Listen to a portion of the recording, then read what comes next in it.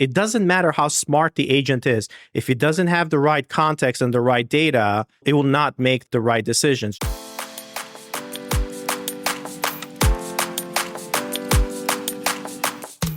Hello, and welcome to Generation AI, where we demystify artificial intelligence in the world of higher education and beyond. I'm your host, Ardis Kadiu, and with me today I have a special co-host, Petar. Hey, Petar, how's it going? Hey, Ardis. Glad to be back. I think it's my third time. I know we usually don't have any guests, so you're the only guest that we've had now for a third time. You know, a lot of things have happened with you over the last year. You're dad now too. Yes, I am. That's the highest title I've got so far. And now I'm trying now to take the JC's role here on this podcast. I've been eyeing position for a while. Depending on how you do today, we might have a contender here for co-host. So one thing that's really interesting is JC comes with an accent, so it sounds like we need you come with an accent too. So we need the accent as well. Yeah. Okay. No worries. That's good. Well, folks, today I have Petar on because we're going to discuss kind of this evolution of what we have traditionally called prompt engineering in AI and this large language models. For those of you who have kind of followed, like we've talked a lot about prompt engineering in the past. I even had a prompt engineering course because that was the way that you were able to unlock a lot of really, really good output from these large language models as GPT 4 and GPT 4.1 and so on and so forth came around.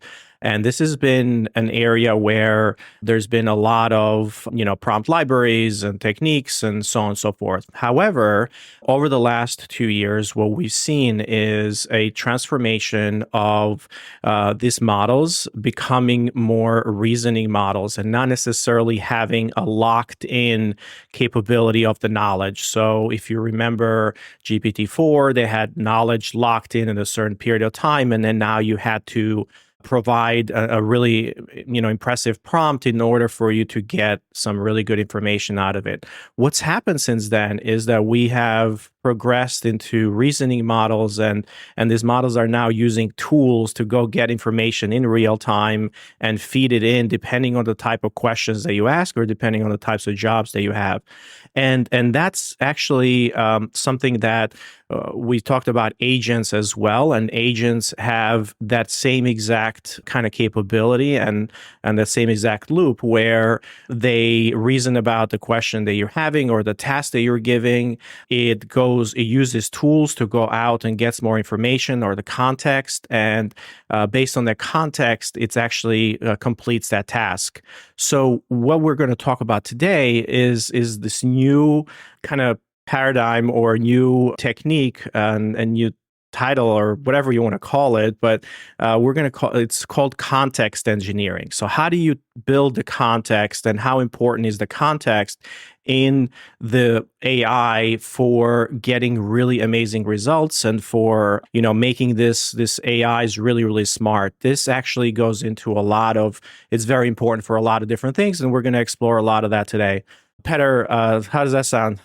Sounds great, Ardis. Sounds great. Okay. We've been doing a lot of context engineering in Elements, so this is right up our alley. Well, one of the things that you told me as we were preparing for this episode, you were like, damn, we've been doing all of these different techniques and all of these things over the last couple of years, but there's just so many different definitions and words now that people have assigned to these different techniques. So yeah, this it's funny because kind of like this whole new kind of like AI era now, even though like AI existed before, but kind of like when large language models became kind of like de facto standard now. We kind of jumped on the train early, like 2-3 years ago, when we started to use it and try to incorporate it into the product. And we were not experts at that time, right? And even now, it's a little bit weird to say you're an expert with something that's so brand new. Yeah, nobody's an expert, right? But, it's like, yeah. Is it so? We kind of like learned as it progressed and as we were using it, and kind of like a lot of it is common sense thinking, like with engineering background and like common sense thinking of building systems and kind of like what's right, what's wrong, and kind of like using the right tools. But what's interesting to me and funny, what I had a revelation, especially now, is because we prepared a little bit for this topic, is a lot of people now are starting to label things, like to give, specific words like the context engineering. Then you have certain problems with context engineering. It can be like, for example, context poisoning, context confusion. And I remember for my school days, like when you go and you don't know anything about a certain topic, and like, you get a curriculum and you get like you read from a book, and you need to learn these labels like on top, and like sometimes recite them, depending on who's your professor. So, and it's funny because I now see that becoming the norm, right? And I can expect that like, our kids will actually learn about this in school with this way. Like you actually use these words and these phrases that actually that captured the kind of popularity. Yeah, if you label something, it exists, right? It's like if you name it, it actually comes to life. So we're kind of in that same thing. So as context engineering discipline emerges, it really focuses on kind of building this more dynamic systems, and you need a lot more labeling because this is evolving, right? It's evolving discipline that's happening. You're basically defining patterns. Like Exactly. kind of like solving the same problems. Now we just want to like settle on the same kind of like same nomenclature so that we can better use the knowledge that everybody else kind of like built up. But yeah, it's evolution. It's an evolution of the prompt engineering. It's still prompt engineering because you are essentially building a prompt. Like every LLM call is a prompt. So it's just structuring the prompt to have the right information for the LLM for that next step. That's kind of like what context engineering is. Just giving it enough information that it can do the task at hand for this current step. So let's focus on that then. Let's talk about, like, a lot of folks know what prompt engineering is, or prompt design, or whatever you want to call it. And this large language model is one of the reasons why prompting became really powerful, is because these models are designed to, you can steer them in different directions, and there is certain patterns that you can provide in order to steer them in separate directions. And because they have built with reinforcement learning, meaning that they have patterns built into it, so they respond really well to certain ways of introducing content to it or asking questions a certain way.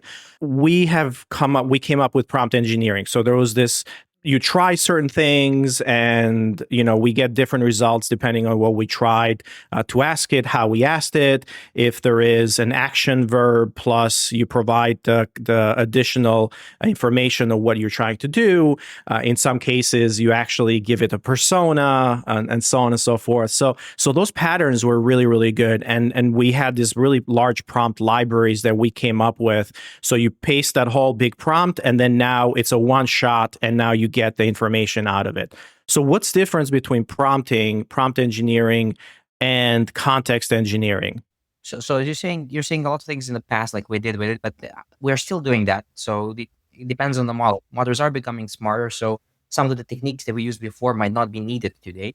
But if you're building a product and you're like trying to find like the best model for the job at hand, and also to be cost effective and kind of like economics to make sense, like you also need to employ these techniques sometimes to use maybe a model that's not maybe top of the line to get good results. So let's assume that all the things you learn about prompt engineering is still valid and you are still using it.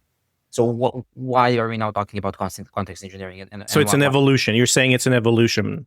Yeah, it's evolution, and also like we actually were doing context engineering before, we just didn't label it. So it's maybe let's say that we are kind of like making it a bigger deal now. We want to focus on it because we want to create it to be a field. We want to create it to be a field, more patterns, to have strategies, and to have engineers think about it in a structured way. So that's why it will become its thing. And you can think of context engineering. I'll give a simple example. Imagine that you want to build just an auto reply chatbot, right? Just an auto reply. Well, what you need to do, right? If you think just manually, like not even doing any coding, that you would copy some email you got, you will paste it into a large language model and say, "Can you answer this?" Right? Well, that's already context engineering, right? Because you are putting the context of what was their last kind of like message that you got, and you want the response. That's already a form of context engineering, right? You're just manually doing it, right? So what you're saying is that the difference between a prompt that you had and you always pasted in, and context engineering is the dynamic context that you swap different things in the prompt in order to provide the right context at the right time, right, for that task, right? If the task is replying, then what you need to reply as a human, right? You need to look at what previous message. But then it gets more nuanced, right? Because sometimes it's not just the current email that you got, right? Sometimes you need to look at the full thread, right? Sometimes it goes a little bit bigger. What if I had multiple threads with that same person, and like I need to look up all of them? this is where things get interesting. Like how do you build it in a way to take all these things into consideration, right? So what you're saying is that so then the evolution is, look, we had this one shot problems that we were trying to do before. Like we were producing marketing content, we were producing a lot of things, and prompting was great. But context engineering is the problems have evolved, and now as we have this more specific agents that are using tools, they need to bring in information from different systems or different storage or different memory places in order to answer that particular question or in order to complete that task. So the fact of going and picking that information from different places, retrieving that information is in essence context engineering. Because look at it, what's the difference? Like you just said it yourself. Like if you go and you say, hey, I want to go ChatGPT and I want to basically create like a marketing campaign for myself, you would provide all the information yourself manually, get the output. But then if you think about, hey, I want to put this to be automated for myself, like I want every day to get this. Well, how does it get the recent topic? What do you need to do? How does it get your brand preferences? How does it get if they change, right? They might change. You don't want to go manually to ChatGPT and it may change them. So as soon as you entered automating stuff, then it became a thing of its own. Then it became the context engineering. You try to automate a large language model doing something, and you need to provide it the right information. That's when it became a field of its own. Exactly. So it's like we're building systems that really manage the memory, they retrieve relevant data, and then they integrate these different tools. For example, like we said, the email or use the APIs to go pull that, and then it really enables the AI or the not necessarily the models, right? Because the model is one part of it; it's the brain, but it enables the tools that you're using to kind of complete and handle more complex tasks rather than just one shot things, and that's where that's where kind of agents come into play. Okay. Yeah, correct. Because think about it, like informations are somewhere. They can be like, an example, we said, hey, you will be copying pasting, you will be copying from Gmail. So you might be using Gmail or Outlook or whatever. That's one system. You can access it using an API. Some information might be on disk, some information might be in a database. So it all depends. So that's why the kind of like you need to create the art of like how do you fetch that? That's the engineering part of it, right? You're connecting the systems. But then where the special and secret sauce is, well, what to get when. Like the easiest, like if you think about it, you're building something new, the first thing that comes to mind, why did I provide everything to the context?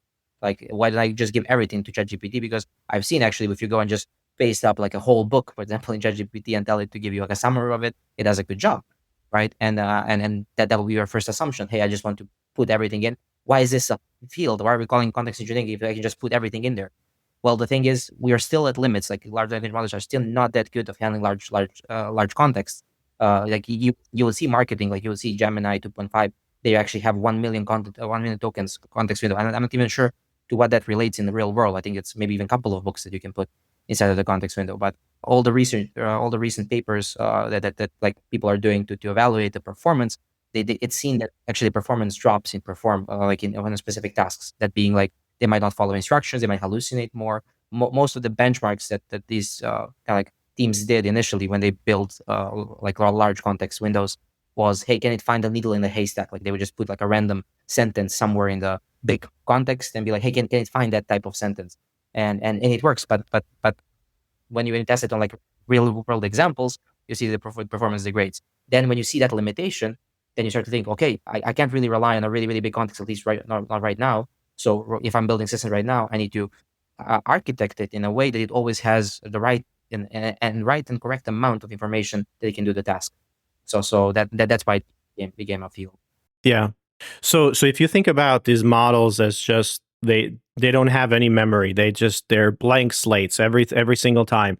But you have to, like, the systems that we build have to provide the right information. So essentially they now have the pieces that they need in order to accomplish these complex tasks.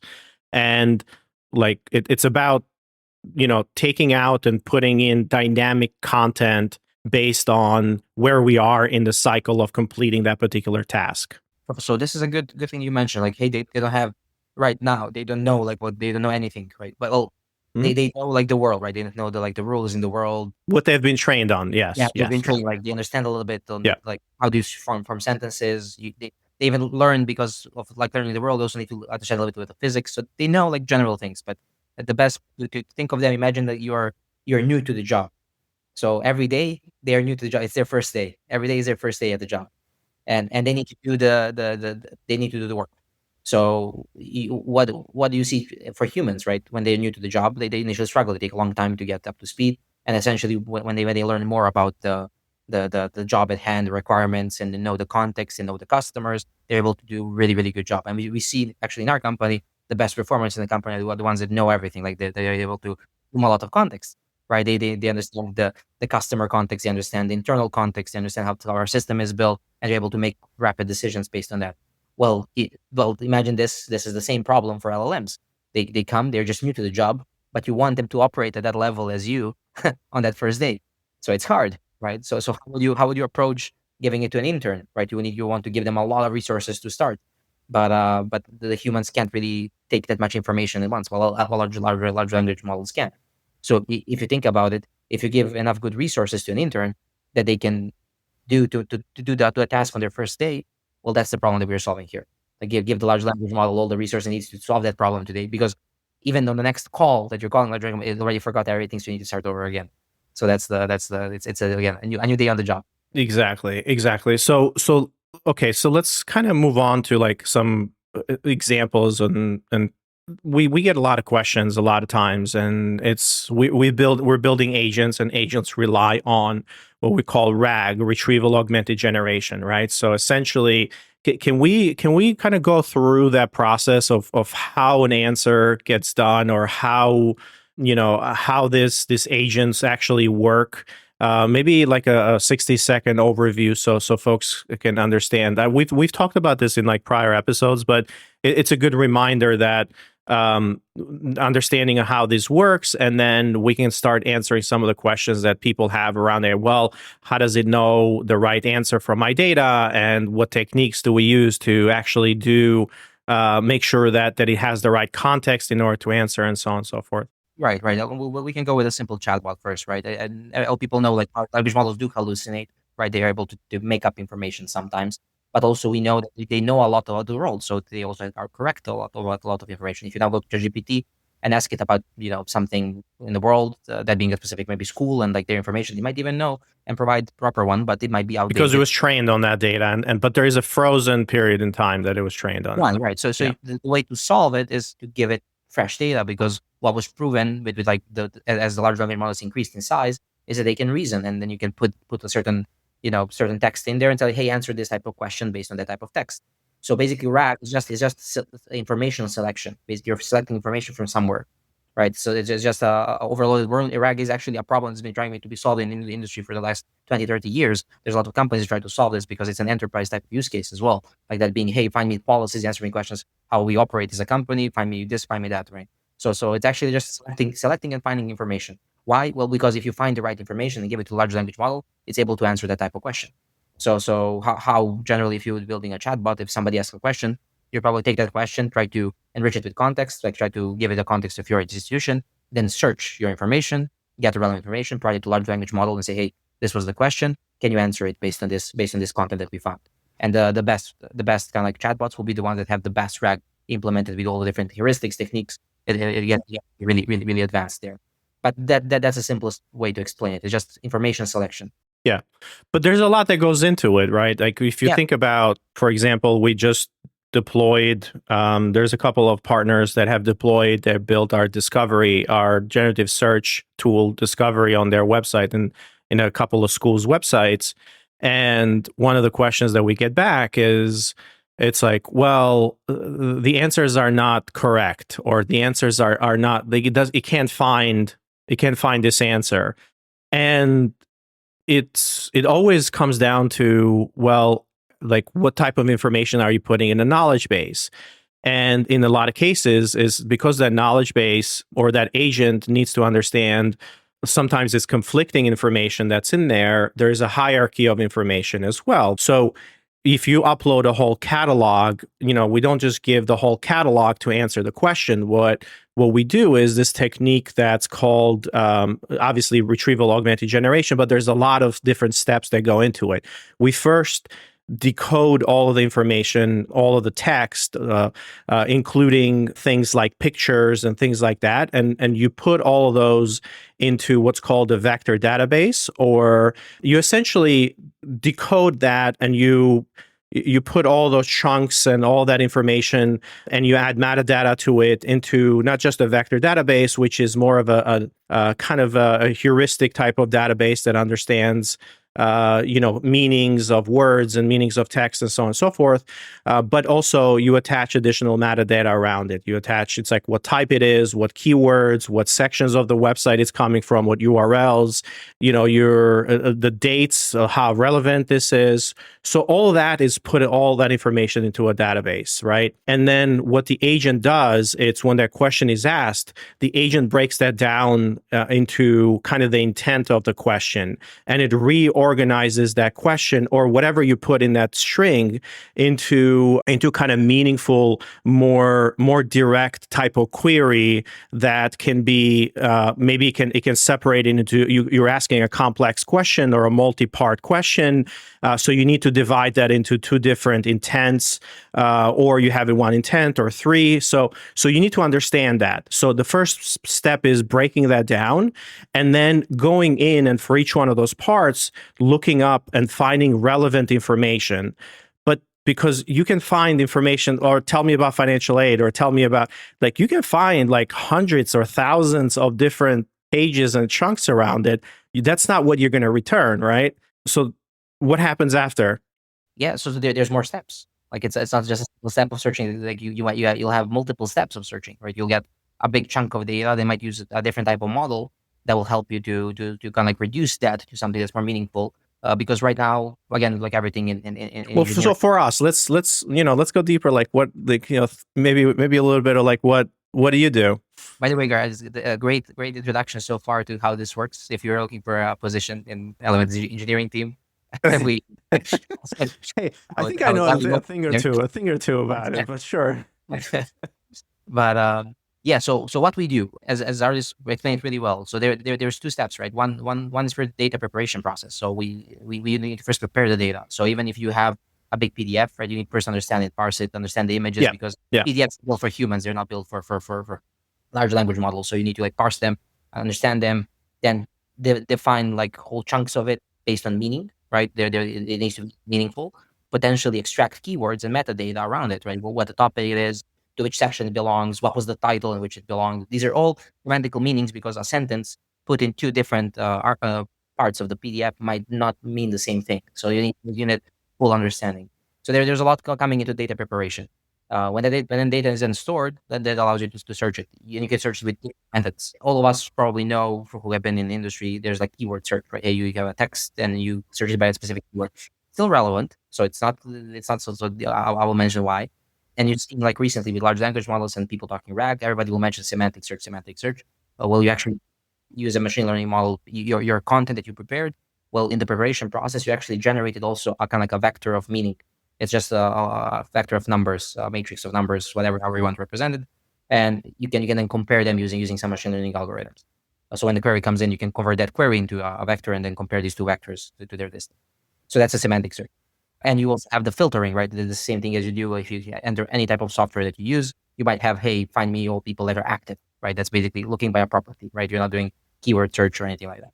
So we basically now we combine all three. We do the filtering to narrow down the results based on the topics and based on the kind of like what's at hand. Is it financial aid? Is it programs? What's the information? We are doing semantical search to be able to match on things that semantically relate. Generally, semantic search models right now in the industry, they're really good for really high scale search. Like if you're searching millions of documents, but they're not entirely accurate. Like you will get a lot of results that match, because semantically a lot of things can match, like money and finance can match, right? But then maybe if I'm asking for money, I might be not asking for financial aid. I might be asking for tuition. So these are separate things. So it's important for the distinction. And also keyword search matters because why? Semantically, you can't capture everything. Like if you're talking about program codes, right? Hey, CS 101. Well, that has no meaning semantically, right? It's just a code that we humans derived, for it's easier to communicate away. So machine learning models don't know and can't really associate a meaning to it. That's why keyword search is important. So it's a combination. So we use a combination of both keyword, correct, and semantic meaning to pull Correct. the relevant chunks. Correct. And then afterwards, you have a post-processing step as well, because you, as we said, you get a lot of results that match. So you need to do something else. There's other machine learning models out there that allow you to do a more expensive search process, but on a reduced subset. So if you're getting like And that's called a re-ranker, right? re-ranker mostly, but you can also use a large language model to do the same thing. Depends on like on the economics of. But basically, what's it doing? It's kind of like ordering that initial result set that you got, probably 1,000 records, for example, and it's ordering that in, for example, because you can't really put everything into context as we explained before. You probably want to get like up 10, depending on how much prepared your data has been beforehand. So if you have like chunks, 2 sentences, you can do more. So like all that needs to be fine tuned and optimized for a use case. Every industry has different kind of like gotchas. So law will have different problem. Health will have different. Higher education has different. So kind of like it's really industry specific, and that type. And then the type even coding, right? Even coding, like if we think about like in coding, like that's an example, and we can go into that as well. But like what files do you bring into the context so he understands? You know what I mean? Like you can't shove in your whole code base in there for some of this larger code bases. So you have to find like what are relevant files in order to bring in. Right. And what's really interesting, if you see there's a couple of startups right now that are really like booming. One is called Cursor. There's another one called Windsurf. They're kind of like taking. No, yeah, we've talked about Cursor in this podcast before. Right? Shame on me, I haven't watched that. You got to listen to this, man. We talk about good stuff. But what they saw, depending on the startup, some startups are totally doing semantic search and like doing advanced AI techniques. Some have seen success with just doing regular keyword search, using like terminal search, like you could like searching files on your computer. So they're mixing and matching this. So, and also like using your behavioral patterns to like detect what you might look up for next. Interesting. Like you need to really apply it to the domain specific. So being a domain expert is really important as well in these types of problems. That's why domain experts generally are like a lot of people are afraid with like AI and taking their jobs. Well, it will just kind of make it much more powerful. Like you can apply your expertise to solve kind of higher level type of problems. That's kind of like what I'm seeing right now. Every domain expert just being applied to the like solving these, like, hey, how can we automate more to provide more value to the economy? Right. Yeah. So if we go back to kind of the, if we follow the thread, or if you go back to kind of how the thing works. So we're at the stage where we have all this data, we're doing some kind of search on top of it. It's not just a search because there's so much information that can be returned. We pick the top 1,000 results from it based on this advanced techniques, and then you do post-processing on that. And the way you do post-processing is you use another AI to do what we call re-ranking, and that essentially now takes all of these chunks and says, make sure that you give me the most, order this in the most relevant way based on the question or the input that I provided you before. And now what you get is an ordered, type of data. So and then you go further than that, and you can have other techniques that you can say, okay, I'm going to just put all those chunks into the into the model in order to kind of say, okay, now give me an answer here based on the data that I'm providing you below. Don't make anything up. So that's how we get, or that's how the industry gets very accurate responses without a lot of hallucinations, right? And the data that you're pulling in there, it doesn't have to be just data that's text-based on our database, but it's also can be things like we talked about personalization data. It can be a record for a user. It can be a conversation that happened before. It can be a lot of different things. So this technique of retrieval augmentation is very relevant for everything. Like we said, you can pull out files and so on and so forth, and then putting that in there and then kind of stuffing the context. But the part that's really interesting now, we said the question can be like multi-parts. So like you have different threads that are going in and pulling information for those different pieces, and now you have to put all those pieces together, which is in turn like a pretty complex task, because now you have to also reference where you got this stuff, and in order for the answer to be trusted, but also for the model to understand like if it needs more processing afterwards in the case of an agent that's doing deep research in order to kind of continue that thread, where does it go and how does it do that? So can you explain, like, like how have we done the citations, or how do we do that in order to give users some credibility? Right. So that's the second part. And then this is actually more focused towards making your users trust the AI, because there's a new technology, and like with flaws, you want that human transparency. Like, hey, the results need to be kind of coming from somewhere. If you think about it, similar when you're doing your PhD or any paper, right? You want to cite from where you got your results.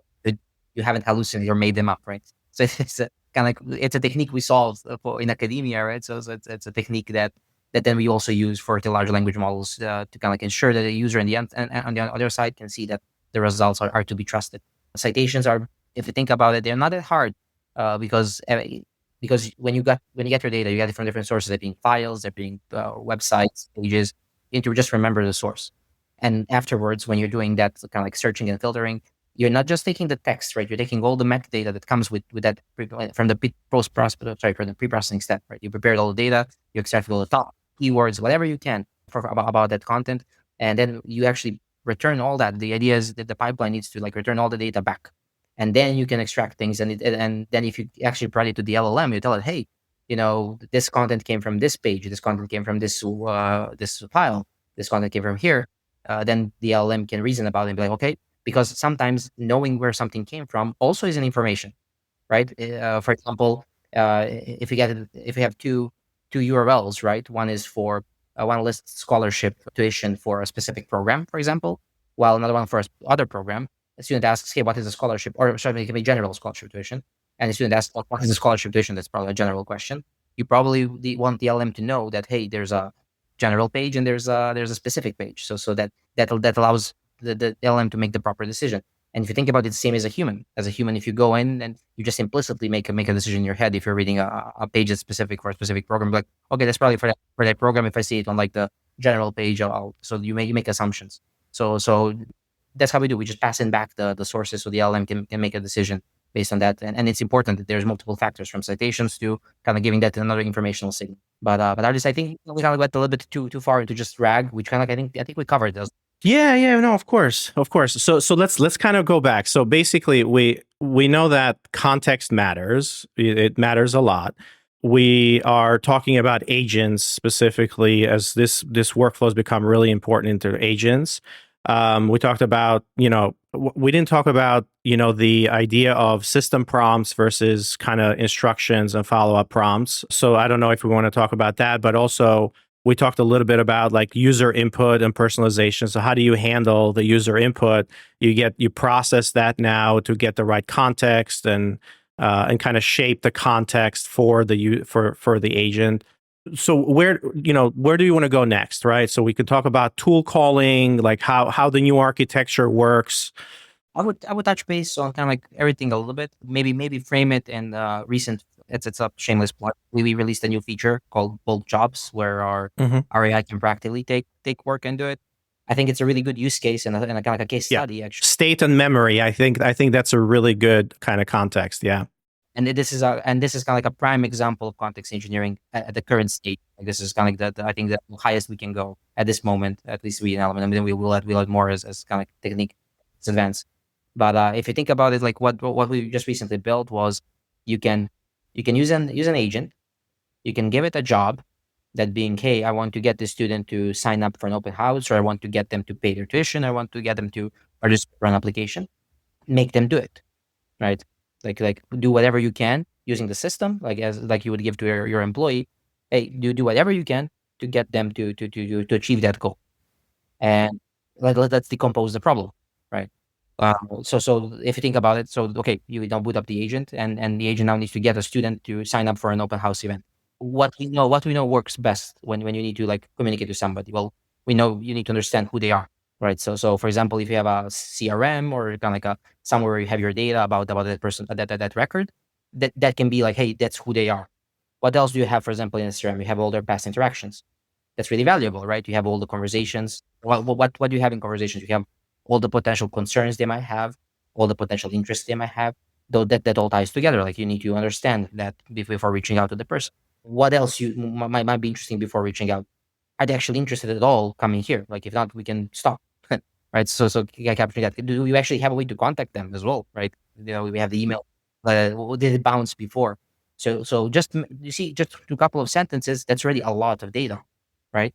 So we're trying to mirror like how would a human actually do this job, and like, yeah, what is the context that the person needs, and it's all the tools, all of the information that they need in order to kind of make this outreach to that person. So the research part, right? So this is the research part. Yes, and that's my kind of like my biggest advice for anybody else trying to build systems when you utilize context engineering.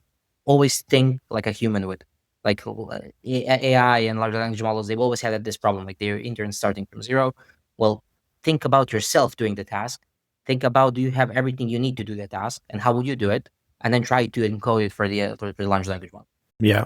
Well, where humans fail, to be honest, is, and this is something that where humans fail is they just don't know what they need, and they figure things out. It's like, oh, I need this and I need this and I need this.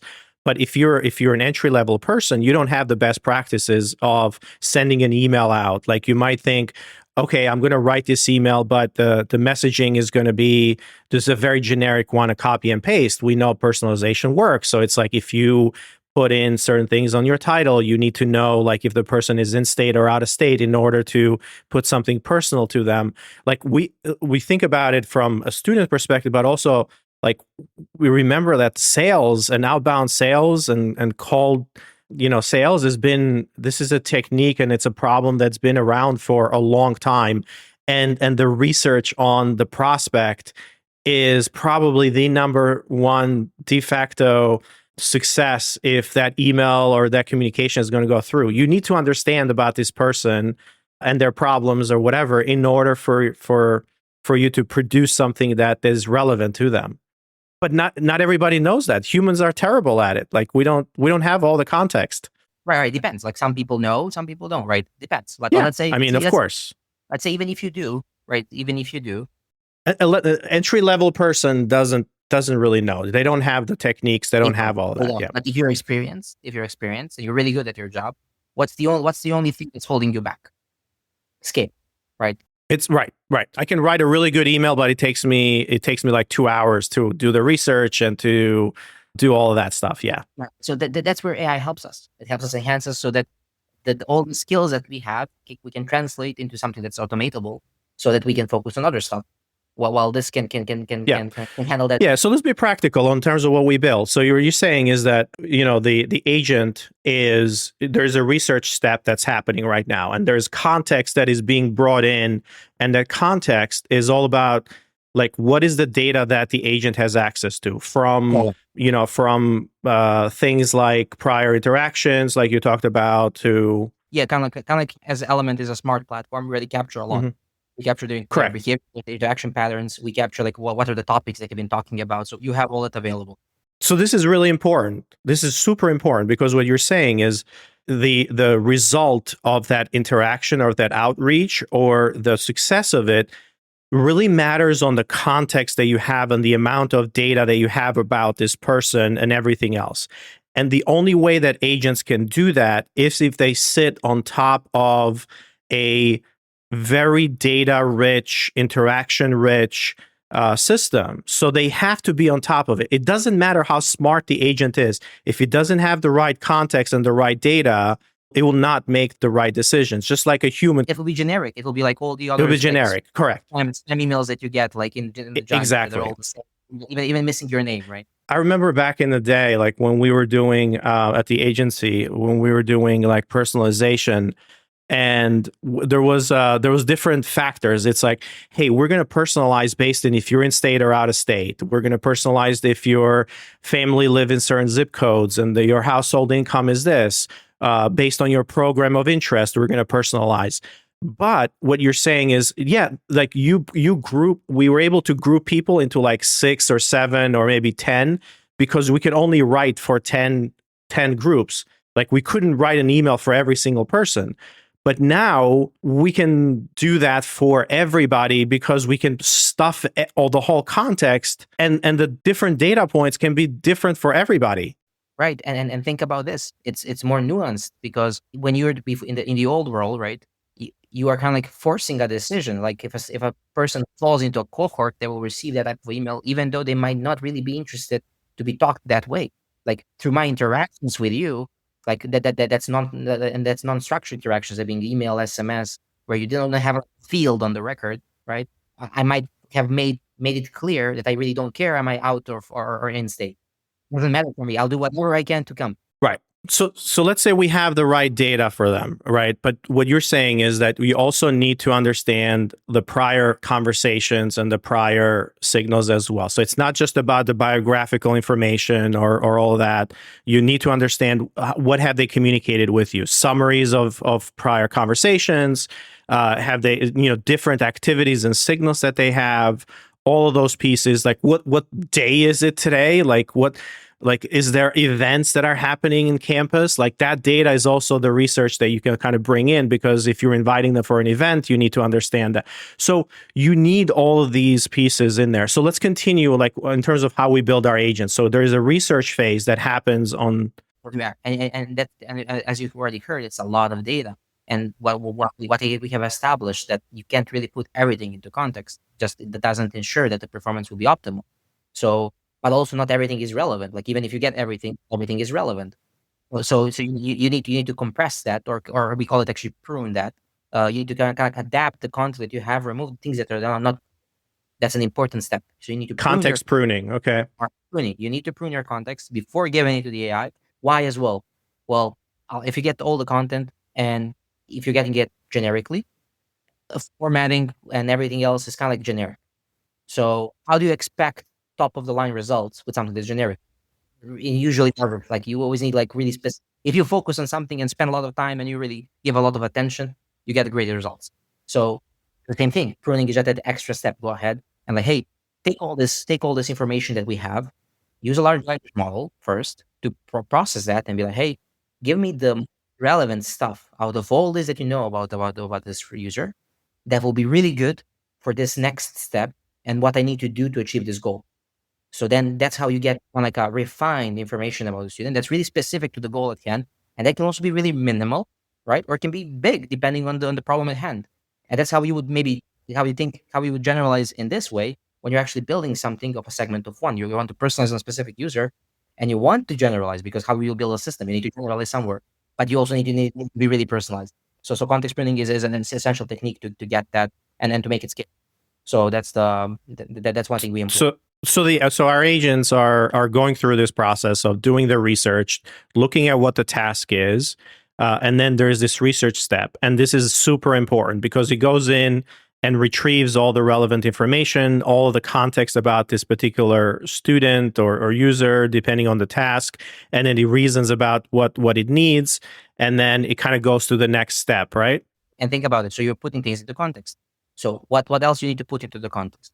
The things the agent can do. The system instructions, right? Or the tools and the instructions, yeah. Well, so for people that might not know, well, tools are in part of the context. Actually, we all are, when we are calling all these providers, we actually are charged the same way as passing text or tools, doesn't matter. That's all. For the large language model, it's just tokens, it's just text.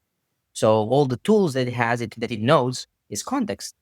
And what's also been proven, as like increasing of the context that it decreases the performance, same with increasing the number of tools. Already at 20 tools, for example, the AI starts to degrade. At 100, fails miserably. So you need to have a process of also selecting the tools for the job at hand. So that's everything. Again, selecting.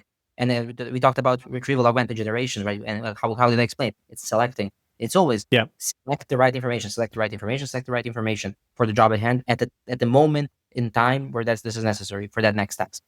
So the tools are then also selected, right? So we select information, we select the tools, but both of them are personalized based on what we're trying to do and on the person that. So if I give you an example, and if we have an agent, so we have the goal is to invite this student to a open house. So first, you're personalizing the message. You're doing some research around the student. So you have the data about the student, where they are, location, all of these different things, prior conversations. But then you're going in and saying, okay, I need some more context about this event. So essentially, you give the agent, say, hey, you have a tool to find out information about events. You have a tool to find out information about what open slots are there for these events. You have a tool to find out about.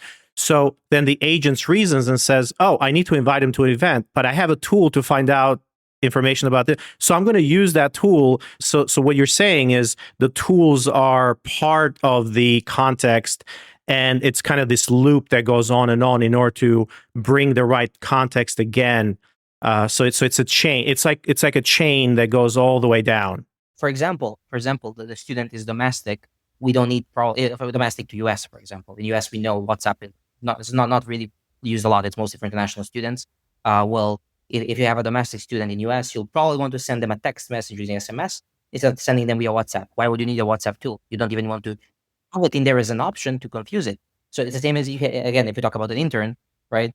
You don't want to confuse the intern, right? If you also give it a lot of information, you might confuse the intern. So just give it everything it knows, and as you're building their knowledge, same with your students, you're building their knowledge. You know all the things they will learn, but some things you're holding back. You don't want to tell them at this moment because it will confuse them because they know they will get it in the future. So this is that example, right?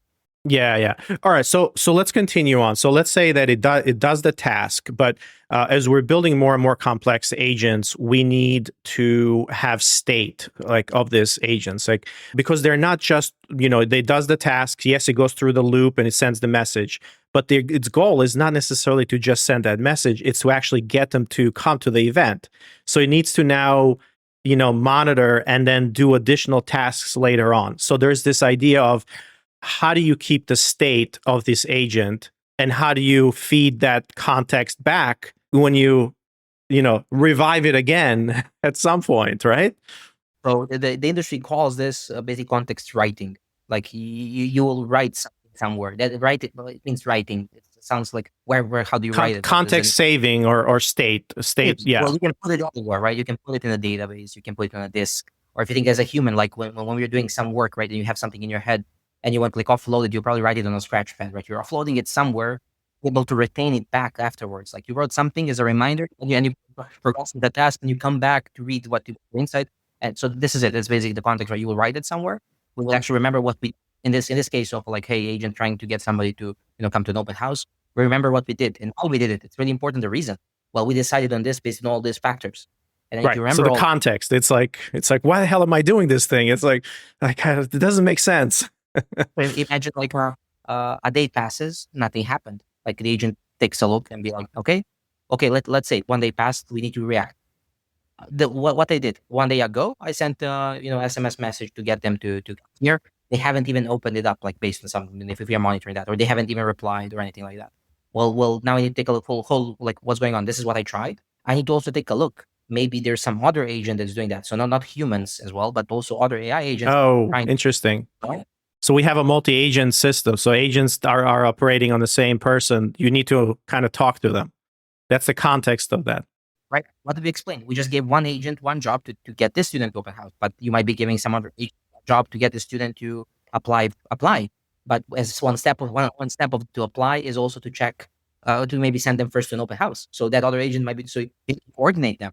So this agent might want to look, hey, what other agents are doing, because I don't want to do the same thing. Imagine the student gets from me and you, this is the message to do the same thing. It might be a little bit confusing. Why are you posting it? Or I already did it, right?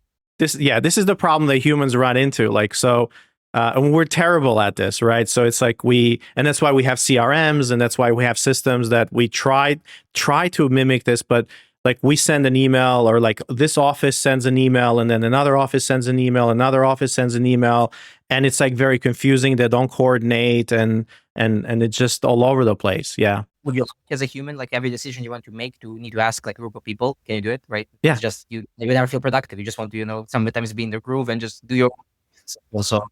So AI would actually, like in this case, right, need to look at what everybody else is doing to see that its actions might be redundant if somebody else is already trying it.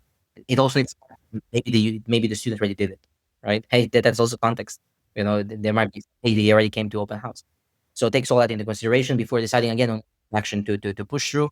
But also analyzes the conversations, right? You might see, hey, in another conversation, the student might said, hey, I'm really not interested coming to this university. Then why are we inviting you to the open house? We can stop. right? So that's how the system works. Yeah. So where do you see people going wrong with this agents and context engineering? So it sounds like not it sounds like, but we are actually building these very complex multi-agent systems that need to have very dynamic context and understand what's happening with with the task, so we need to know all of these things. But where do you see people going wrong with this context, like with agents overall right now? I think the number one cause of like bad implementations or just bad performance is people being lazy about the context, just not wanting to think about it. Because people assume large language models are really smart because they really are. But as we said, they have a lot of these like gaps that you need to like account for. And just people not thinking of and reasoning about it. Like they're just taking it for granted. Hey, I can just put everything in there and I can forget. You can't. Like you need to really be thoughtful and kind of go in and make this be a really important process. If you know, like when you go and implement like a new system, right? You go in and you architect and you make decisions and you plan and you use multiple people's brains kind of to work together to figure that one out. Well, same should apply here because if you think about it, using context is as easy as just copy pasting something somewhere, right? So when you know it's that easy, you might make a simpler thing out of it in your head. Be like, hey, it's so simple. Why would I make a big deal out of it? I will just put in there and let's see. It already, and for example, on my test set, I'll do like 10 test examples. It works. But you don't know all the variety that exists there, right? So and then you get surprised, which is okay. Like you get surprised and you can get from that feedback, you can refine if you're open to getting the feedback. But basically, what I've seen always is just people being lazy and not spending time to think of the what proper content should go in there. And sometimes it's just lack of expertise, like not having the domain expertise like you as a human not knowing like hey what should actually go in there, and that's fair. Like not everybody knows, so that's fair. But then the best case, if you want to proceed with your product, then okay, go with something that you think and then learn from the feedback. That's the way how you should approach it. But basically, that's the main problem, either not knowing or not thinking enough about it. Yeah. So that's the part that it becomes really, really interesting to understand and to build products that are so vertical specific agents are super useful because we've already baked in the workflow of you know what I mean? Like you're not coming into and essentially building the workflow and like the best practices that's baked in. It's like, what information do you need? When, how to write stuff? Do you need to send this type of message versus this type of message? All of that stuff is baked in on these vertical agents. And that's what we're building at Element 451. But also other companies are doing that. So like you mentioned Cursor, they're vertical agents for coding. There's Harvey that is vertical agents for law, for example. There's Sierra, like this company called Sierra, and that's a vertical agents for customer success, and they're building custom agents for that. So you see this, that the vertical specific agents are winning because they know the context, they know, and they're all usually built on top of these very rich data sources. Like Element is built on top of our CRM for higher education and kind of engagement platform, and Harvey is built on top of all this data. So anyway, so all of that is really important. But I want to kind of take maybe another 5 minutes if you have more, another 5 minutes. So this week, Mark Zuckerberg, he put a message out there on what he calls personal superintelligence. So we've been talking about how Meta has kind of brought together a lot of really smart engineers. They had their earnings call yesterday, and the Meta stock shot up like 12%. And I was like, damn it, I should have just been there. I have a little bit of it, but not a lot of Meta stock. But because they're doing really, really great. But what Zuckerberg put together is this idea of a personal superintelligence, right? And essentially, which personal superintelligence means always on memory rich agents. So it's like you give everybody a personal AI that doesn't just respond to prompts, but it remembers all your goals, interactions, history, even your surroundings, which is crazy, right? It's like now you have an agent that's like, like, holy shit, there's just a lot of context in here that's gathering from you to accomplish all those tasks. Your best friend. Right? Like that best friend knows everything about you. Can talk anything with that person, right? Personal superintelligence. That's crazy. Intelligence, it is. And I really like how he framed it, saying that kind of method tries to solve the kind of like a gap, or not a gap, but kind of like the bridge between the technology and the culture, right? And not a lot of companies right now are focused on that. We are all focused on, all trying to figure out how businesses run efficiently, how to help people scale. But this is an interesting problem as well. How do you use like AI to also like adapt it to the culture? And this makes sense. Like if you have an AI, like he's specifically talking about his glasses being the product and like the computing of the future, like glasses Yeah, I are mean, all. there's just one way of receiving information about the world, but there's others, right? It's going to transform into text and vision and interactions that you're having with people. But all of that is all context. It is, and it's not. And if you think about it, he's not the same. He's not the only person that said this. Like there's Andre Karpathy. He's a really famous researcher. He actually works for OpenAI. And Yeah, we had an episode here about his software 3.0 talk. So a couple episodes ago. Yeah. but he said that his vision of the future is not like the most smartest, capable, huge model. He's like, hey, can we build like a really really small model, right? That can fit on a device, but has the only feature it has, it can go through efficiently through a really really big context, like enormous context. Basically, you can put your whole life onto that, and basically he's able to think that model is able to think through that. And it makes sense. Like you see people who are on the front lines understanding these technologies and thinking about this and thinking also how to productionize it. And they think that, hey, the only problem needed to be solved is the context. Because if you have the right context, you're able to make the right decision. And it's, again, if you make a parallel to people, right? If you want the person to make a right decision, they need the context. They need to understand what's going on. They need the right information, yeah. So that's it. It makes so much sense that the superintelligence is just being able to have all this information in your head, and then based on the scenario, act, right? Give advice, nudge. Like, you don't think of AI just being kind of reactive. The same thing as what we did in Element, right? We turned the tables. Like most of the AI was reactive, and me and ours were talking like, hey, can it be proactive? And that's how we came to our whole jobs. So think about like these devices being on you, like an engine of you. You're going in the world. They record what you're doing. They can nudge you. They can nudge you. They can also like do, okay, there's things that we already have, like monitor your insulin level, that type of stuff, sugar, blood and sugar, hey, you need to take insulin. Yeah. Yeah. So it's collecting all that data. Yeah. For example, you're not a socially open person, right? And after like a lot of social interactions, you get nervous. And like it sees like, hey, you already talked to 3 people, generally you'd feel bad after that, go take a break, rest a little bit. Like, that's on these social cues, right? And like your AI best friend would be able to do that. Right. Yeah. It's your Jarvis, right? Your Jarvis. So yeah. I mean, we can have a whole other episode. I think we're running a little bit long on this one, but there's things like context techniques that are at the core of a lot of these. So if you're smart glasses and kind of this vision of the future is like the AI like understands and sees what you see, hear what you hear, and then kind of collect all that context. And then you think about the AI's job is to gather, store, act on this relevant life context. You can think about, well, the challenges here for context and context engineering is like what continuous environment monitoring, we call like ambient agents, like what happens, glasses, wearables. Like these are really, really a real-time collection of information. The recall and summary, it's like, well, you can't store all these things. It's very unusable. So you need to summarize and compress this information. So AI summarizes that conversations, meetings, activities, and surfaces kind of matters later on. But then you also have long-term memory, like problems that you need to solve. Like it's not just this one session that we have right now, like we're going back and forth. It's like these agents need to build what called like lifelong, maybe files on user preferences, behaviors, goals, like you said. It's like, so those things are kind of hierarchical.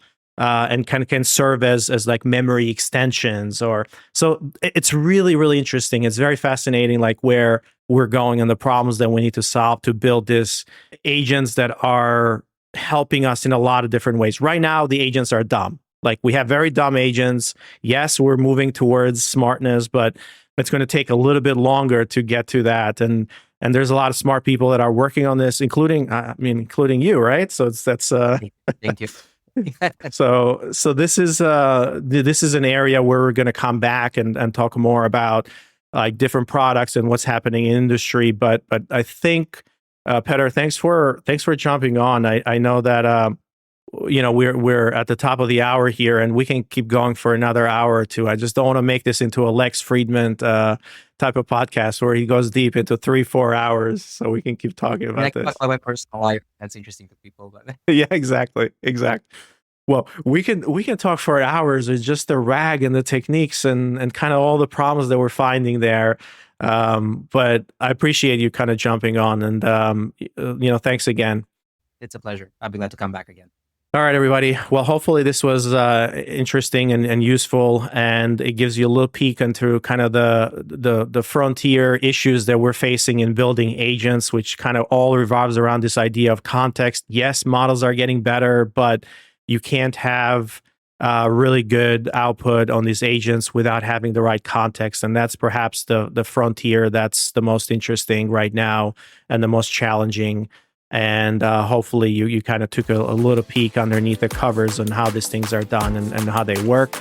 Until next time. Generation AI is part of the Enrollify podcast network. If you like this podcast, chances are you're going to like other Enrollify shows too. Our podcast network is growing weekly, and we've got a wide range of marketing, enrollment, and higher ed technology shows that are jam-packed with stories, ideas, and frameworks, all designed to empower you to be a better higher ed professional.